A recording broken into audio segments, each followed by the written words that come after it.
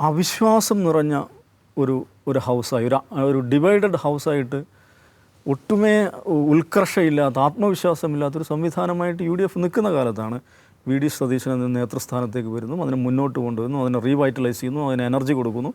പിന്നെ നമ്മൾ കാണുന്നത് പിന്നീട് നടക്കുന്ന തെരഞ്ഞെടുപ്പുകളിലെല്ലാം VD സതീശൻ്റെ ഒരു എലക്ഷൻ എൻജിനീയറിംഗ് എന്ന് പറയുന്നൊരു സംഗതി, ആ ഒരു മാസ്റ്റർ സ്ട്രോക്ക് അല്ലെങ്കിൽ മാസ്റ്റർ ക്ലാസ് അത് ഗംഭീരമായിട്ട് വർക്ക് ചെയ്യുന്നതാണ് നമ്മൾ കാണുന്നത്. VD സതീശൻ UDFൻ്റെ നേതൃസ്ഥാനം ഏറ്റെടുത്തതിന് ശേഷം നടന്ന എല്ലാ തെരഞ്ഞെടുപ്പുകളിലും UDF വിജയിക്കുന്നു, ഗംഭീരമായിട്ട് വിജയിക്കുന്നു, മുമ്പുള്ളതിനേക്കാൾ നന്നായിട്ട് വിജയിക്കുന്നു. അപ്പോൾ ഈ മനുഷ്യൻ ഡെലിവർ ചെയ്യുന്നു. ഈ മനുഷ്യന് അറിയാം ഒരു ഇലക്ഷൻ വിജയിക്കുക എന്ന് പറഞ്ഞാൽ എന്താണ് അതിൻ്റെ അർത്ഥം. ആ ഇലക്ഷന് സമൂഹത്തെ പഠിക്കണം, എന്താണ് സോഷ്യൽ പാറ്റേൺസ് എന്താണ് പഠിക്കണം, വോട്ടിംഗ് ബിഹേവിയർ എന്തായിരിക്കും എന്നതിനെക്കുറിച്ചുള്ള ആലോചന വേണം, അതിനനുസരിച്ചുള്ള സ്ലോഗൻസ് മുന്നോട്ട് വെക്കണം, ആശയങ്ങൾ വെക്കണം, അതിനനുസരിച്ച് സ്ഥാനാർത്ഥികളെ ഫിക്സ് ചെയ്യണം. ഇങ്ങനെയൊക്കെയുള്ള കുറേ സംഗതികളുള്ളതാണ്.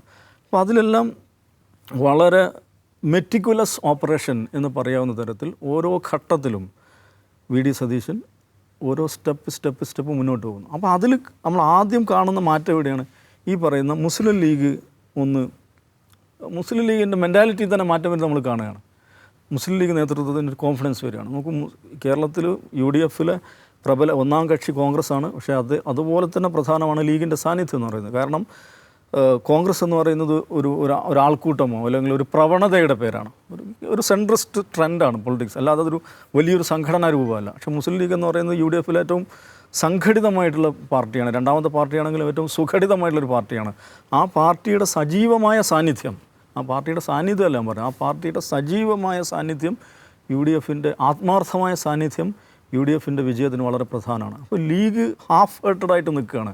അർദ്ധമനസ്കരായി നിൽക്കുന്ന ലീഗിനെ പൂർണ്ണ മനസ്കരായി ആത്മവിശ്വാസത്തോടെ UDFിൽ ഉറപ്പിച്ചു നിർത്തുക എന്ന് പറയുന്ന വളരെ പ്രധാനപ്പെട്ട ഒരു സ്റ്റെപ്പാണ് VD സതീശൻ ആദ്യം എടുക്കുന്നത്.